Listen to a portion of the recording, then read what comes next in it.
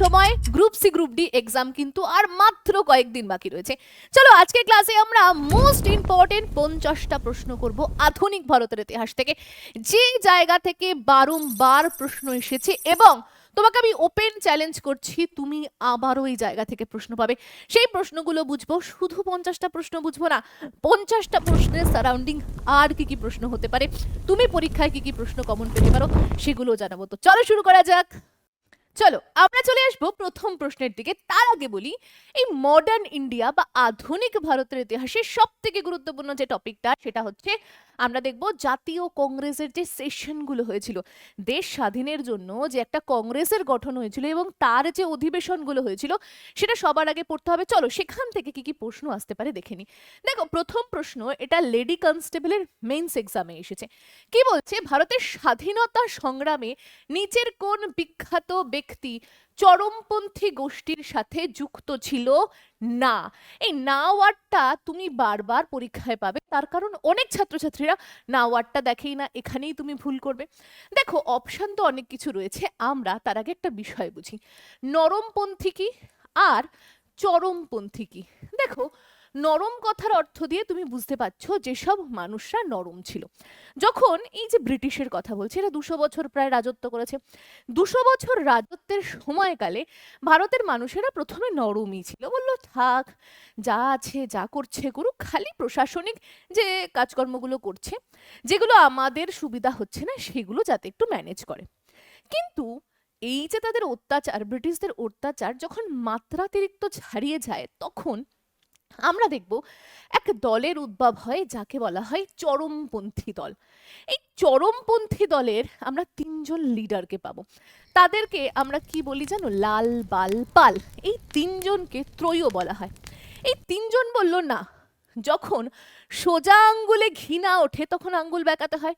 এবার ব্রিটিশ তো সোজাভাবে কথা শুনছে না, তো ব্রিটিশকে কি করতে হবে, আমাদের মতো করে চরম হতে হবে। চরম মানে যেটা বলবো এটাকেই করতে হবে, ভাই তুই আমার দেশে আছিস, আমার কথা শুনে তোকে চলতে হবে।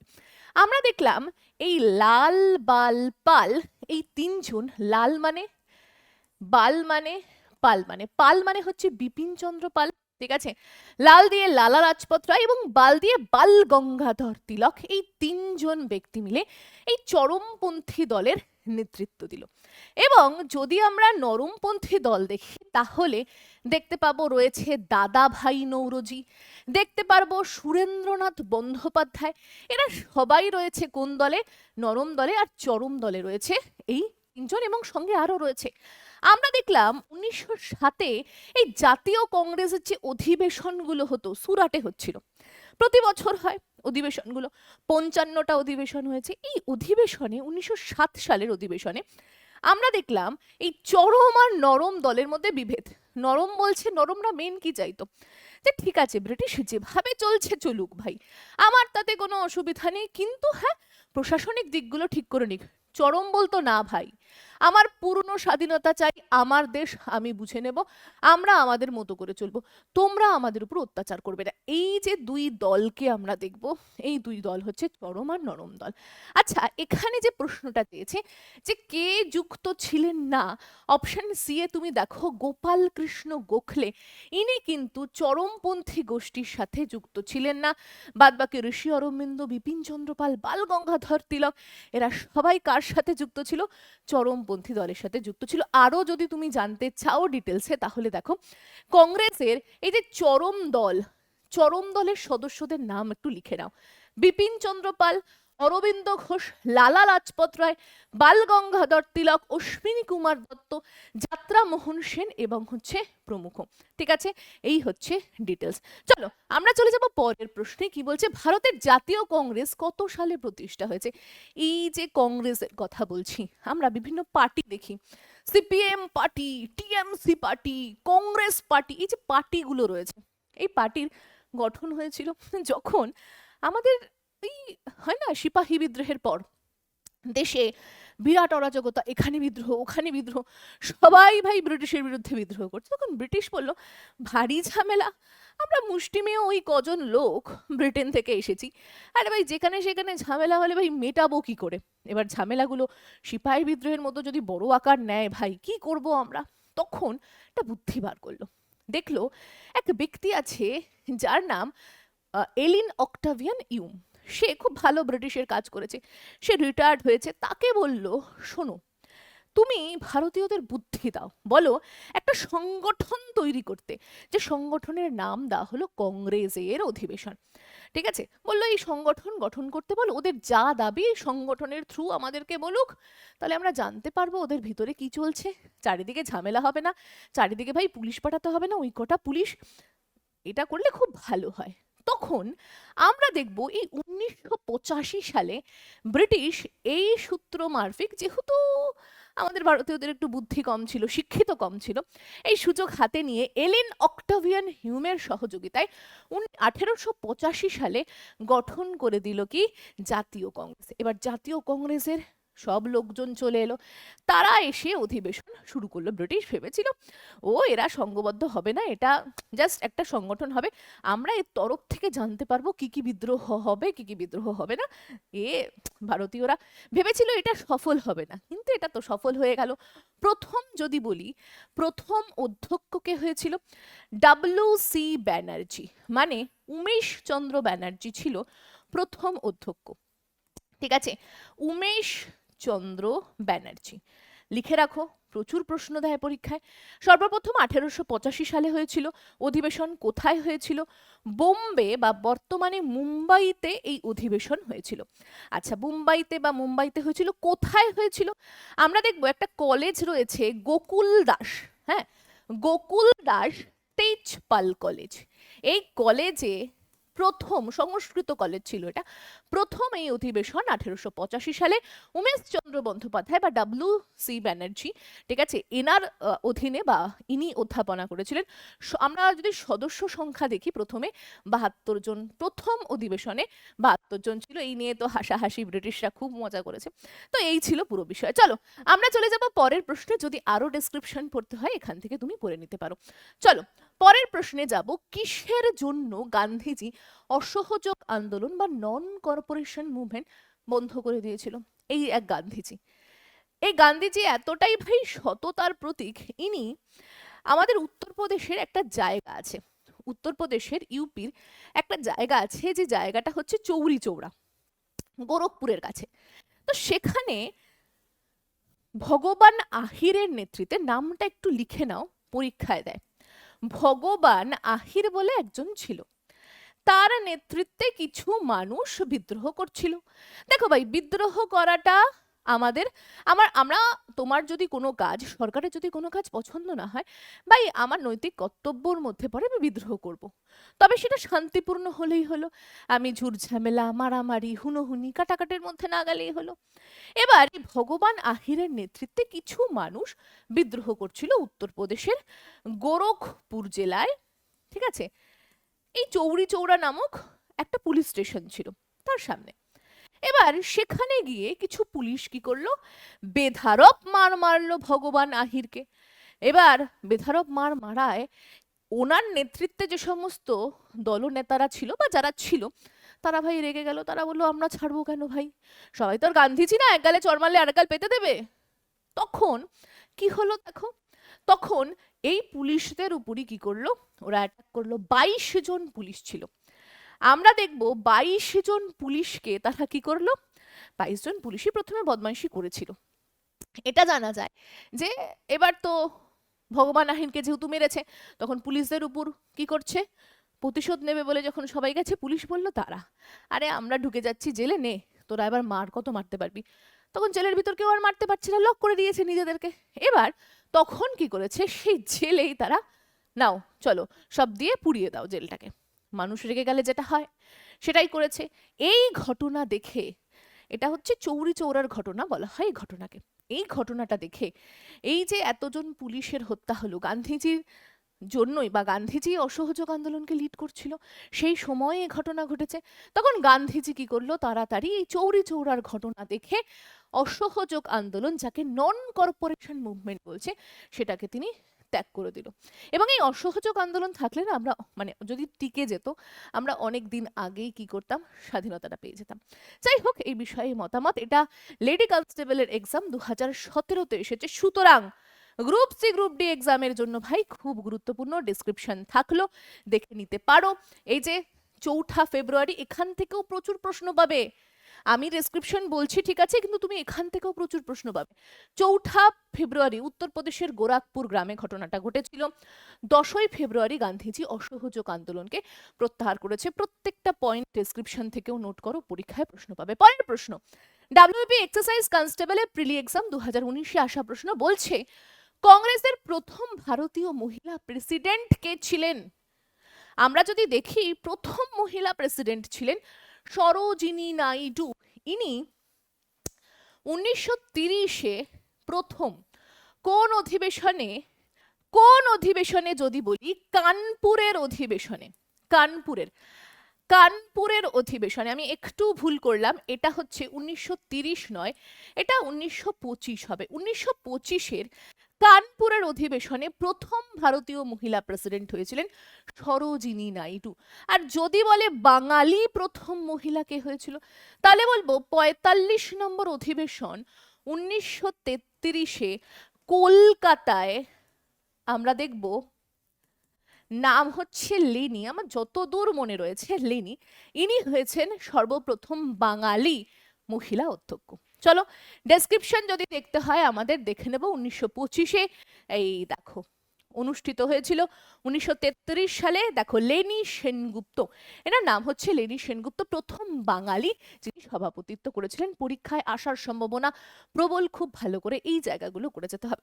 তুমি যে কোনো পরীক্ষা নিয়ে নাও, আধুনিক ভারতের জাতীয় কংগ্রেসের অধিবেশন থেকে ভাই প্রশ্ন আসবেই আসবে। রাজ্যের যে কোনো পরীক্ষা নিয়ে নাও, তুমি প্রশ্ন পাবেই। সুতরাং গ্রুপ সি গ্রুপ ডি পরীক্ষাতেও তুমি তুমি পাবেই এইখান থেকে প্রশ্ন, তার গ্যারেন্টি আমার।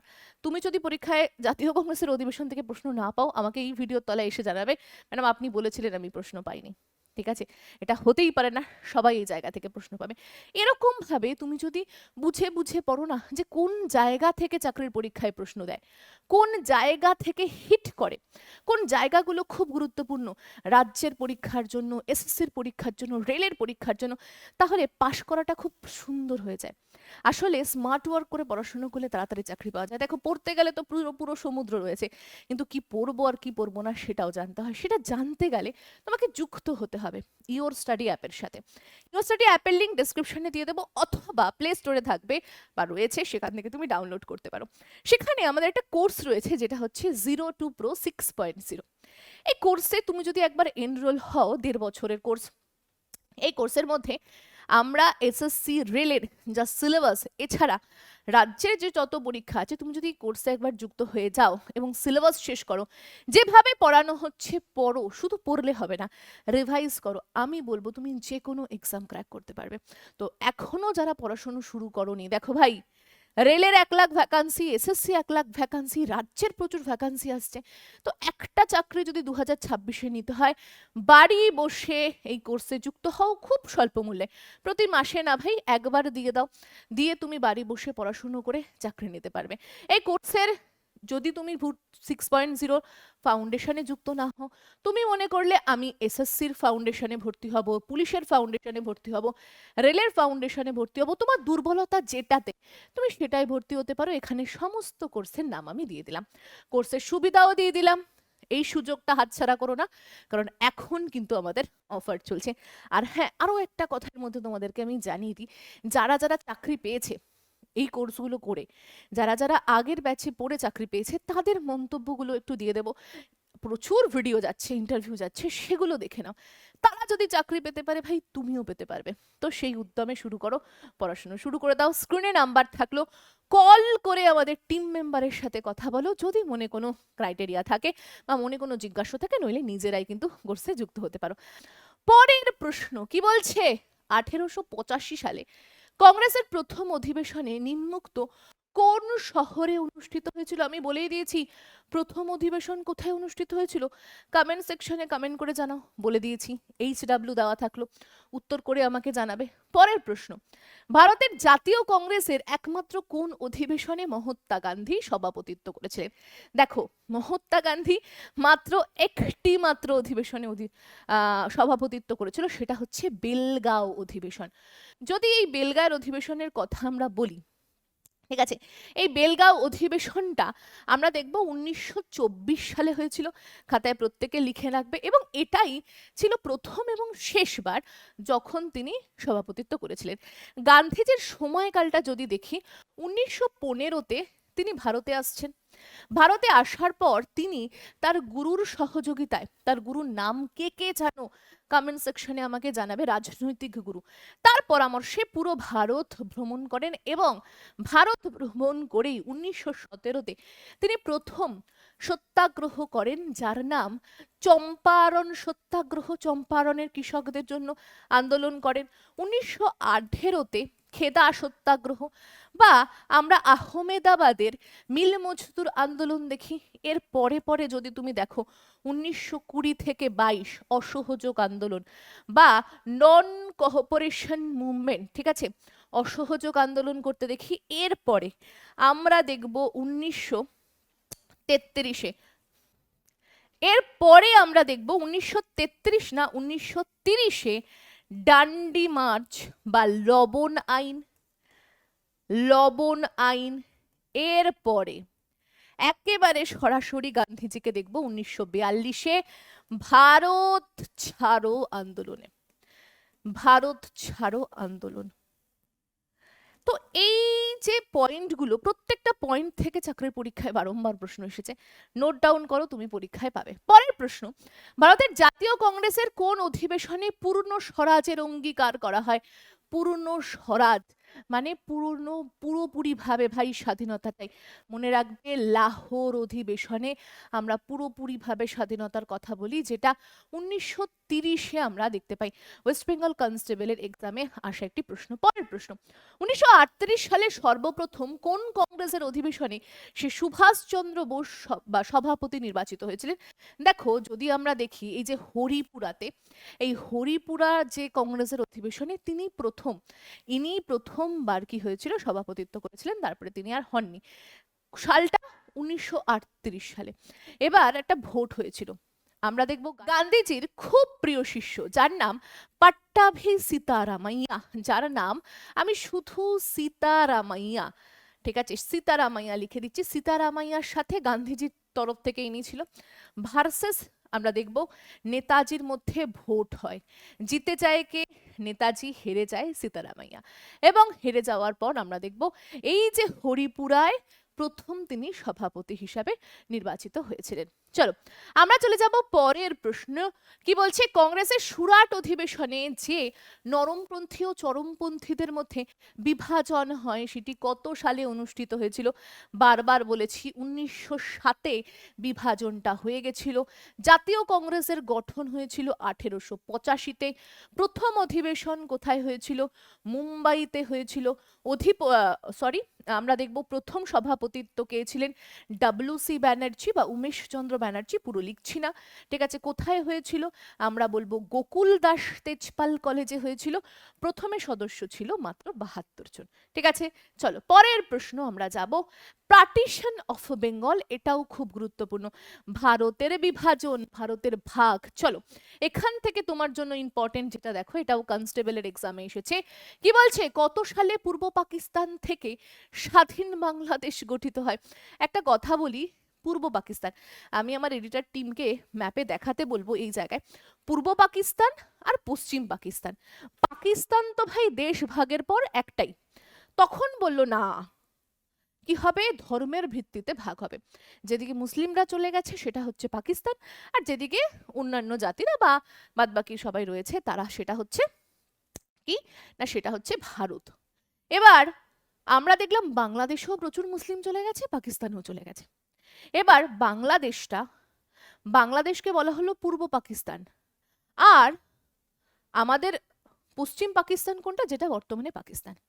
এবার পূর্ব পাকিস্তান মানে যেটা বাংলাদেশ ছিল আগে পূর্ব পাকিস্তান ছিল, পরে বাংলাদেশ হয়েছে। সেখানে ভাই মানুষ প্রচুর ইনকাম করতো, টাকা পয়সা প্রচুর ভালো হতো, সব নিয়ে পূর্ব পাকিস্তানে দেওয়া হতো, কিন্তু ওরা ভাই ফেসিলিটি কিছু পাওয়ার পেত না। এবার ওরা তখন বিদ্রোহ করতে শুরু করে। যেই ওরা বিদ্রোহ করে তখন পশ্চিম পাকিস্তান থেকে পূর্ব পাকিস্তানে ভাই টর্চার শুরু হয়। আর্মিরা ঘরে ঢুকে ঢুকে মেয়েদের অত্যাচার শুরু করে, জিজ্ঞাসা করে তুমি মুসলিম কিনা। তারপরে কি হয়, বাংলায় যারা কথা বলে তাদের উপর অত্যাচার করা শুরু হয়, প্রবল অত্যাচার শুরু হয়। সেই অত্যাচার দেখে সব পূর্ব পাকিস্তানের মানুষ সব ভারতে ঢুকে যাচ্ছে। ভারতে সে সময় প্রধানমন্ত্রী ইন্দিরা গান্ধী ছিল। সালটা 1971। ভাই প্রধানমন্ত্রী কি করবে, প্রধানমন্ত্রী বলল চলো, ইন্দিরা গান্ধী বলল চলো আমরা দেখে নেব, এই পাকিস্তানকে আমরা দেখে নেব। তখন বাংলাদেশের মানুষেরা বললো আমরা বাংলায় কথা বলি, আমাদের দেশ হবে ভাই বাংলাদেশ। উনি চাইলে ভারতের মধ্যে সে সময় যুক্ত করে নিতে পারতো, ওটাই উচিত ছিল হয়তো। যাই হোক, উনি ওনার বুদ্ধিমত্তা দেখিয়ে খুব সুন্দরভাবে এই যুদ্ধে জয়লাভ করে ওদেরকে স্বাধীনতা দিল এবং ওরা বাংলাদেশ হলো। ওরা এখন যাই হোক চেনে না ভারতকে। যাই হোক 1971 হয়ে যাবে রাইট অ্যান্সার। চলো পরের প্রশ্নের দিকে আমরা চলে যাব। পরের প্রশ্ন হচ্ছে news paper association and books, এখান থেকেও প্রচুর প্রশ্ন আসে। চলো সেগুলো আমরা দেখব। দেখো প্রশ্ন কি বলছে, মারাঠা ও কিশোরী নামক পত্রিকা দুটিকে সম্পাদনা করেছেন। দেখো এই বাল গঙ্গাধর তিলককে দেখছো, ইনি ব্রিটিশের অত্যাচারগুলোকে দেখে খুব সুন্দরভাবে সাপ্তাহিক পত্রিকা, এই যে মারাঠা এবং কিশোরী পত্রিকা দেখছো দুটোই হচ্ছে সাপ্তাহিক পত্রিকা। এই দুটোই বাল গঙ্গাধর তিলকের, মারাঠা এবং কিশোরী।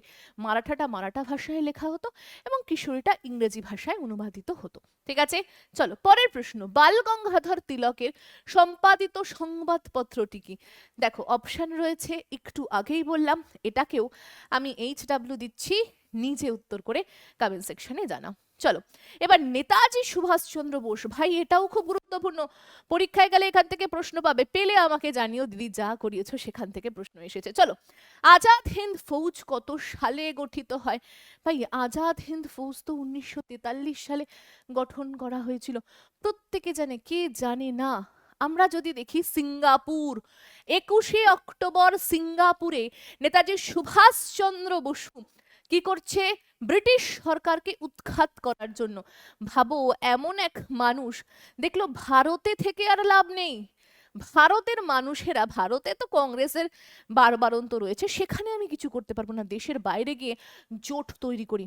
তিনি এখান থেকে গেলেন মস্কো, মস্কো থেকে কোথায় গেলেন, দেখা করতে হিটলারের সাথে, হিটলারের সাথে দেখা করলেন, কথা বললেন, সেখান থেকে ভাই জাপানে চলে এলেন, জাপানে এসে এক টিম গঠন করলেন, ব্রিটিশকে দেশছাড়া করবেন। ব্রিটিশ তো সে ভয় তো পেয়েই ছিল। তো বুঝতেই পারছো আমাদের ভারতের মানুষেরা ঠিক কতটা উগ্র ছিল দেশ থেকে তাদেরকে তাড়ানোর জন্য, ব্রিটিশ সরকারকে উৎখাত করার জন্য। এই যে ঘটনা, এই যে আমরা দেখছি সিঙ্গাপুরে গঠন করা হয়েছে আজাদ হিন্দ বাহিনী। তবে এর প্রথম উদ্দেশ্যটা কে ছিল, রাসবিহারী বসু, এনার নামটা মনে রাখবে। ঠিক আছে, পরবর্তীকালে 1945-এ 18ই আগস্ট আমরা দেখব এই আজাদ হিন্দ যে ফৌজের কথা বলছি বা আজাদ হিন্দ যে সরকারের কথা বলছি তার পতন হয়ে যাচ্ছে। এই আজাদ হিন্দ সরকার তো মূলত সিঙ্গাপুরে গঠন হয়েছে, পুরোপুরি জাপানের সহযোগিতায় এ উত্তর উত্তর বৃদ্ধি হচ্ছিল এবং ডাক ব্যবস্থা থেকে শুরু করে সবকিছু সব তৈরি হয়ে গেছিল। ঠিক আছে, তো যাই হোক নেতাজি সুভাষচন্দ্র বসু নিয়ে একটা ভিডিও আছে আমার, আমি এখানে দিয়ে দেবো আই বাটনে, দেখে নিও, দেখলে অনেক কিছু জানতে পারবে, এখান থেকে পরীক্ষায় প্রশ্ন পাবে। নেতাজি সুভাষচন্দ্র বোস নিম্নলিখিত কোন স্থানে জন্মগ্রহণ করেছেন। আমরা সবাই জানি উড়িষ্যার কটক শহরে জন্মগ্রহণ করেছিলেন এবং তার মায়ের নাম কি, বাবার নাম কি, কত সালে জন্মগ্রহণ করেছেন সব কমেন্ট সেকশনে জানাও, প্রত্যেকে জানো। চলো পরের প্রশ্ন, কোন সালে নেতাজি সুভাষচন্দ্র বসু দেশ ত্যাগ করেছিল।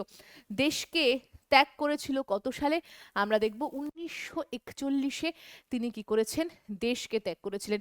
দেখো তিনি ছদ্মবেশে, ব্রিটিশ তাকে গৃহবন্দী করেছিল, ব্রিটিশকে চোখে এমন ধুলো দিয়েছে, ব্রিটিশ জানেই না যে তিনি ঘরে নেই, কেউ কেন, তার কেউই জানে না তিনি ঘরে নেই। তিনি কোথায় গেলেন, ছদ্মবেশে, কলকাতা থেকে কাবুল, কাবুল থেকে মস্কো, মস্কো থেকে জার্মানি, জার্মানি থেকে জাপান, হিটলারের সাথে দেখা করা, সাবমেরিনে জলের থেকে মানে জলের নিচ থেকে করে যাওয়া, বিভৎস ব্যাপার। ঠিক আছে, এইসব মানুষের কথা দেখলে শুনলে মনে এলে স্যালুট ছাড়া আর কিছুই আসে না। চলো পরের প্রশ্ন, 1943 সালে ইন্ডিয়ান ন্যাশনাল আর্মি বা IN এর আত্মপ্রকাশ কোথায় ঘটে। প্রত্যেককে HW দিলাম, নিজেরা করবে। প্রত্যেককে যেন INA, ইন্ডিয়ান ন্যাশনাল আর্মি, আগেও বলেছি, তো উত্তরটা প্রত্যেকেই করতে পারবে। পরের প্রশ্ন, 1943 সালে নিম্নলিখিত কোন স্থানে সুভাষচন্দ্র বোস প্রথম ভারতের অস্থায়ী সরকার গঠন করেছিল? আমরা যদি দেখি সিঙ্গাপুরে ওই একই দেখো রিলেট হচ্ছে, একই কন্টেন্ট রিপিট হবে বারবার। একটা কথা মাথায় রাখবে, নেতাজি সুভাষচন্দ্র যা করেছে সেটা চেঞ্জ হয়ে যাবে না, গান্ধীজি যা করেছে সেটা চেঞ্জ হয়ে যাবে না, সুতরাং ওইটুকু বিষয় গুরুত্বপূর্ণ, আর বারবার ওখান থেকে পরীক্ষায় প্রশ্ন দেবে। দেখো আবারও রয়েছে 1943 সালের 21শে অক্টোবর সুভাষচন্দ্র বসু ভারতের অস্থায়ী সরকার গঠন করছে। আমরা আগেও যে বিষয় বলেছি সেম বিষয় এখানে রিপিট হয়েছে। পরের প্রশ্ন, আজাদ হিন্দ ফৌজের মহিলা বাহিনীর নাম কি ছিল? দেখো লক্ষ্মী সাইগাল ছিল তো ঠিক কথা, কিন্তু রেজিমেন্টের নাম ছিল ঝাঁসির রানী রেজিমেন্ট। কি ছিল? ঝাঁসির রানী। আমরা এখন আমাদের আর্মি ডিপার্টমেন্টে মহিলাদের নিয়েছি, সেই সময় নেতাজি সুভাষচন্দ্র বসুর ভাবমূর্তি বা চিন্তা ভাবনা এটাই ছিল যে আমি আমার সেনাবাহিনীতে শুধুমাত্র পুরুষদের নেব না, মহিলাদেরকেও নেব। সেই রেজিমেন্টের নাম ছিল ঝাঁসির রানী রেজিমেন্ট, যে যার এক মহিলা বাহিনীর প্রধান ছিলেন Lakshmi Saigal. Is right answer. চলো পরের প্রশ্নে আমরা যাব, সেখানে রয়েছে আত্মীয় সভার প্রতিষ্ঠাতাকে। আমরা প্রত্যেকে জানি রাজা রামমোহন রায়, যাকে কি বলা হতো? কালা পাথর। যাকে বলা হতো এই লোকটা সমাজের ক্ষতি করছে, তার কারণ কি? সতীদাহ প্রথা বন্ধ করেছে। যে সমস্ত কাজ মানুষরা করছিল, অশিক্ষিত মানুষেরা করছিল, তাদেরকে বারণ করছিল রাজা রামমোহন রায়। রাজা রামমোহন রায়কে কালা পথিক বলা হতো। তার বাবা তাকে কি করেছিল? ত্যায্য পুত্র করে দিয়েছিল। তো বিশাল ব্যাপার রাজা রামমোহন রায়কে নিয়ে। মনে রাখবে 1815-তে, ঠিক আছে, তিনি বা রাজা রামমোহন রায় আত্মীয় সভার প্রতিষ্ঠা করেছিলেন। এবং শুধুমাত্র আত্মীয় সভা না, আমরা দেখব তিনি, লিখে নাও তো এই জায়গায়, ঠিক আছে, 1828-এ ব্রহ্ম সমাজ, ঠিক আছে, ব্রহ্ম সমাজের প্রতিষ্ঠা করেছিল। এই ব্রহ্ম সমাজের মধ্যে যে ভারতের যে কুসংস্কারগুলো রয়েছে সেগুলো দূরীকরণের জন্য মানুষদেরকে একজোট করে তিনি এই যে প্রতিষ্ঠানগুলো বা এই সভাগুলোকে তিনি চালনা করতেন। ঠিক আছে, পরের প্রশ্ন, ব্রহ্ম সমাজের প্রতিষ্ঠাতাকে? ভাই HW দিলাম, একটু আগেই বলে দিয়েছি, সালও বলে দিয়েছি, নিজেরা করো, দুটো এক্সামে এসেছে, খুব গুরুত্বপূর্ণ, করে কমেন্ট সেকশনে জানো। পরের প্রশ্ন, কে হিন্দুস্তান রিপাবলিক অ্যাসোসিয়েশন, যা পরে হিন্দুস্তান সোশ্যালিস্ট রিপাবলিকান অ্যাসোসিয়েশন নামে প্রতিষ্ঠা হয়েছে বা প্রতিষ্ঠা পেয়েছে, কে সেই ব্যক্তি? আমরা দেখব এই যে চন্দ্রশেখর আজাদ, ইনি এই ইন্ডিয়ান রিপাবলিকান অ্যাসোসিয়েশনের গঠন করেছে। এই অ্যাসোসিয়েশনের থ্রু না প্রচুর কাজ হতো ব্রিটিশের বিরুদ্ধে, অস্ত্র লুণ্ঠন বলো, ট্রেন ট্রেন থেকে টাকা লুট করে নেওয়া বলো, প্রচুর কাজ হয়েছে এই অ্যাসোসিয়েশনের দ্বারা। তো কে ছিল? চন্দ্রশেখর আজাদ, ইনি এই সংগঠনের কি হচ্ছে প্রতিষ্ঠাতা ছিল। পরের প্রশ্ন, হেনরি লুই ভিভিয়ান ডিরোজিও যুক্ত ছিলেন কিসের সাথে? হেনরি লুই ভিভিয়ান ডিরোজিও, মনে রাখবে, ইয়ং বেঙ্গলের সাথে যুক্ত ছিলেন। ইয়ং জনমতকে এক জায়গায় করতে হবে, তাদের চিন্তা ভাবনা, ইয়ংদের যে চিন্তা ভাবনা সেটাকে বাড়িয়ে তুলতে হবে। পাশ্চাত্য চিন্তা ভাবনাগুলোকে নিয়ে চললে হবে না, কুসংস্কারগুলোকে নিয়ে চললে হবে না, নতুন চিন্তা ভাবনা আনতে হবে। তাহলে ইয়ং বেঙ্গল মুভমেন্টের সাথে যুক্ত ছিলেন, ইটস এ রাইট অ্যান্সার। পরের প্রশ্ন, কে 1905 সালে ঢাকা অনুশীলন সমিতির স্থাপনা করেন? মনে রাখবে পুলিন বিহারী দাস এই ঢাকা সমিতির কি করছেন? স্থাপনা করছেন 1905-এ। 1905-এ কিন্তু কি হচ্ছে? বঙ্গভঙ্গ হচ্ছে, মাথায় রাখবে। এই ঢাকা অনুশীলন সমিতির খুব তাড়াতাড়ি তিনি 500টা শাখা বিভিন্ন জায়গায় খুলে দিয়েছিলেন এবং তার নেতারা প্রচুর কাজ করছিলেন। একটাই উদ্দেশ্য ছিল, ভাই দেশ স্বাধীন, তখন তো ঢাকা আমাদের মধ্যেই ছিল। পরের প্রশ্ন দেখো, ইন্ডিয়ান রিপাবলিকান আর্মি কে প্রতিষ্ঠা করেছিলেন? প্রচুর প্রচুর প্রচুর বার আসা প্রশ্ন, তোমরা প্রত্যেকে উত্তর জানো, এটাও HW থাকলো, করে আমাকে জানাবে। পরের প্রশ্ন, কলকাতায় এশিয়াটিক সোসাইটির প্রতিষ্ঠা কে করেছিল? এশিয়াটিক সোসাইটির দেখো স্যার উইলিয়াম জোন্স, যেখানে পাবে সেটাই হয়ে যাবে সঠিক উত্তর। কলকাতার বুকে শিক্ষাকে, বিজ্ঞানকে, সব কিছুকে এগিয়ে নিয়ে যাওয়ার জন্য, রিসার্চ করার জন্য স্যার উইলিয়াম জোন্স এশিয়াটিক সোসাইটির প্রতিষ্ঠা করেছিল? সালটা কেউ জানলে কমেন্ট সেকশনে জানাবে। চলো পরের প্রশ্ন, নিম্নোক্ত কোন ব্যক্তি ইন্ডিয়ান ন্যাশনাল কনফারেন্স, কি বলছে, ইন্ডিয়ান ন্যাশনাল কনফারেন্স প্রতিষ্ঠা করেছিল? ইন্ডিয়ান ন্যাশনাল কনফারেন্সের প্রতিষ্ঠা করেছিল। মনে রাখবে, এই যে সুরেন্দ্রনাথ ব্যানার্জিকে দেখছো তোমরা, সালটা 1883-তে তিনি কিন্তু এর স্থাপনা করেছিল। কে না, সুরেন্দ্রনাথ ব্যানার্জি। পরের প্রশ্ন কি বলছে, কত সালে সর্বভারতীয় কিষাণ সভার প্রতিষ্ঠা হয়েছিল? কৃষাণ সভা, এটা এইচডব্লিউ দিলাম, আশা করছি তোমরা জানবে কিষাণ সভার প্রতিষ্ঠা কে করেছে। কমেন্ট সেকশনে আমাকে জানাও। পরের প্রশ্ন, সার্ভেন্ট অফ ইন্ডিয়া সোসাইটি কে প্রতিষ্ঠা করেছে? সার্ভেন্ট আর কেউ না, এই গোপাল কৃষ্ণ গোখলে, ইনি সার্ভেন্ট অফ ইন্ডিয়া সোসাইটির প্রতিষ্ঠা করেছে। একটু যদি আমরা জেনে নিই, 1905 সালে ভারতের ভিত্ত সমিতি গঠন তিনি করেছিলেন। হ্যাঁ, এবং এই ভিত্ত সমিতি গোপাল কৃষ্ণ গোখলে স্বাধীনতা আন্দোলনের আদর্শে সারা ভারতকে, মানে না, যেখানে মানুষ পারছে সেখানেই সংগঠন তৈরি করছে। একটাই মূল লক্ষ্য ভাই, দেশকে স্বাধীন করতে হবে, দেশকে কি করতে হবে, পূর্ণ স্বরাজে ফিরিয়ে আনতে হবে। পরের প্রশ্ন, মেডিকেল কলেজ কত সালে প্রতিষ্ঠা হচ্ছে? মেডিকেল কলেজ আমরা প্রত্যেকে জানি 1835-এ আমরা দেখব জানুয়ারিতে কলকাতায় মেডিকেল কলেজ স্থাপনা হচ্ছে। এক ভদ্রলোক উইলিয়াম বেন্টিং, তার সমর্থনে। আর শুধু তার সমর্থনে আমরা দেখব মেডিকেল কলেজ না, কলকাতায় আমরা দেখব সংস্কৃত কলেজ হচ্ছে, এর পাশাপাশি আঞ্চলিক শিক্ষা বৃদ্ধি হচ্ছে। এছাড়া আমরা আরো দেখব সিভিল সার্ভিস পরীক্ষার সূত্রপাত কে করছে? এই ভদ্রলোক উইলিয়াম বেন্টিং। সালটা তাহলে কত হয়ে যাচ্ছে? 1835 ইজ রাইট অ্যান্সার। আমরা দেখব অপশন বি, মেডিকেল কলেজ কে স্থাপনা করছেন, এবং তিনি আর কি কি করেছেন সেটাও খুব গুরুত্বপূর্ণ, মাথায় রাখতে হবে। তাহলে সব ব্রিটিশরাই কি খারাপ ছিল? উইলিয়াম বেন্টিং তাহলে এত ভালো কাজ করলো কি করে? তো সবাই খারাপ ছিল না, কিছু কিছু তো বুঝতেই পারছো। চলো পরের প্রশ্ন চলে যাব, কে কানপুরে সিপাহী বিদ্রোহের নেতৃত্ব দিয়েছিল? ভাই, এই সিপাহী বিদ্রোহের নেতা হচ্ছে মঙ্গল পাণ্ডে। ব্যারাকপুরের ছাউনি থেকে শুরু হয়েছিল এই বিদ্রোহ। কি না, আমরা মুখ দিয়ে কার্তুজকে কাটবো না, তার কারণ ওর মধ্যে শুয়োরের চর্বি রয়েছে।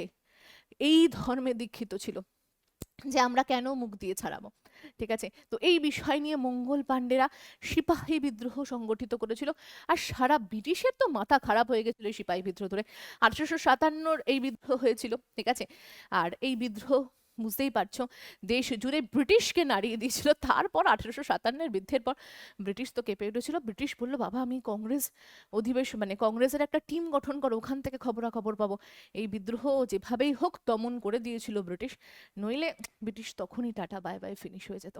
তো আজকে আমরা মোটামুটি 50টা প্রশ্নের কাছাকাছি তো করলাম। তুমি যদি সমস্ত প্রশ্ন মিলিয়ে দেখো, তো এই 50টা প্রশ্ন আমরা আধুনিক ভারতের ইতিহাস থেকে টপ প্রশ্ন। আমার মনে হয় এই যে জায়গাগুলো তোমাকে দেখালাম, যে এই জায়গাগুলো খুব ভালো করে এখন পড়ে যাও। জাতীয় কংগ্রেসের অধিবেশন হোক, গান্ধীজি হোক, নেতাজি হোক, ভারতের যে সংগঠনগুলো ছিল, তুমি প্রশ্ন পেতে বাধ্য।